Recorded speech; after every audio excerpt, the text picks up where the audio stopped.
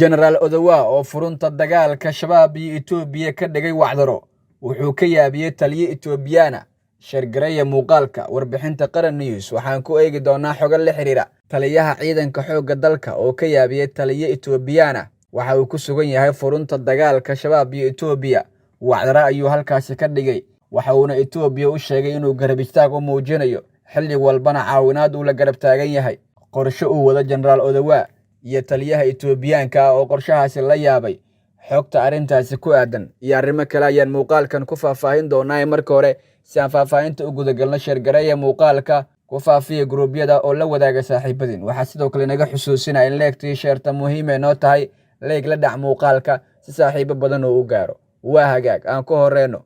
Generaal Odawa taliyaha ciidamada xoogga dalka Soomaaliyeed ayaa waxa uu ku sugan yahay furunta dagaalka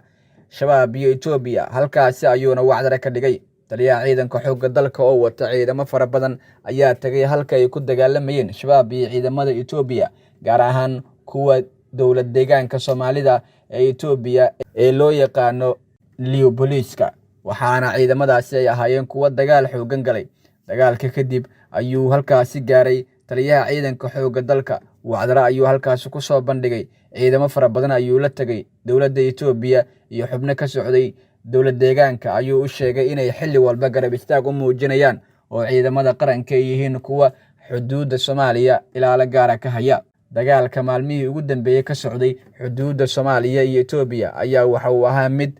Itoobiyaanku ay xaalad kale ku galeen waxaana ugu dambeyn ka gaaray taliyaha ciidanka xoogga dalka waxa uuna wacdaro ku dhigay halkay ku dagaalamayeen Shabaab iyo Itoobiya isagoo oo garab siiyay ciidamada Itoobiyaanka ah waxa uuna u sheegay in xilli walba ay garab taagan yihiin oo hiil iyo hooba ay la garab taagan yihiin fariin ka timid Abiy Ahmed ayaana soo gaartay Generaal Odawa oo mahadcelin ay u muuqatay waxaana fariintu ay ahayd sida la sheegay xogahan aynu ku helnay mid mahadcelina oo taliye Odawa looga mahadcelinayo sidii garab istaag ugu muujiyay ciidamada Itoobiya ee ku sugan xuduudda Soomaaliya iyo Itoobiya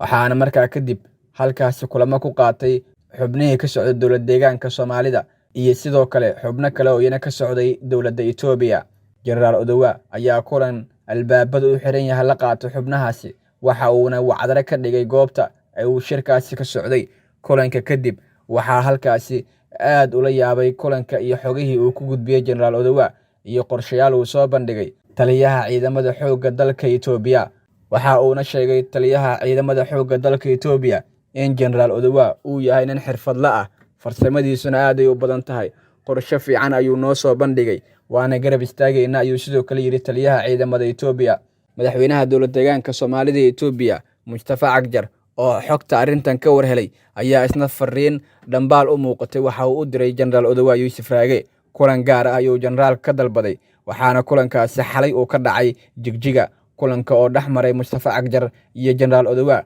ayaa waxa uu ahaa mid albaabada u xirnaa waxaana labada dhinac ay ku heshiiyeen sidii hal meel looga soo wada jeesan lahaa dagaalka lagu jiro Shabaab waxaana sidoo kale uu sheegay Generaal Odawa inay xilli walba diyaar u yihiin in ay garab istaag u muujiyaan ciidamada Soomaaliyeed ee ka dagaalamaya xuduudda dowlad deegaanka Soomaalida iyo sidoo kale qaybo kale oo ka mid ah Itoobiya waxaana Generaal Odawa oo ah nin dhalinyaro ah oo u sheegay ciidamada xoogga dalka inay yihiin kuwa mar walba garab istaag u muujin doona waxa uuna ballanqaad u sameeyay dowladda Itoobiya iyo xubno ka socday dowlad deegaanka Soomaalida oo uu qayb ka ahaa madaxweynaha dowlad deegaanka Mustafa Cagjar Generaal Odawa Yuusuf Raage waxa uu ka mid yahay xubnaha dowladda Soomaaliya gaar ahaan kuwa ciidamada dhalinyarada aad ku firfircoon ee inta badan ka soo muuqatay shirarkii ugu dambeeyay ee mirdhalka ahaa waxaana shirkii uu la qaatay dowlad deegaanka iyo xubnihii ka socday Itoobiya uu ahaa mid kale oo muhiim u ahaa dowladda Soomaaliya waxaana uu sheegay in ciidamada Soomaaliyeed mar walba ay diyaar u yihiin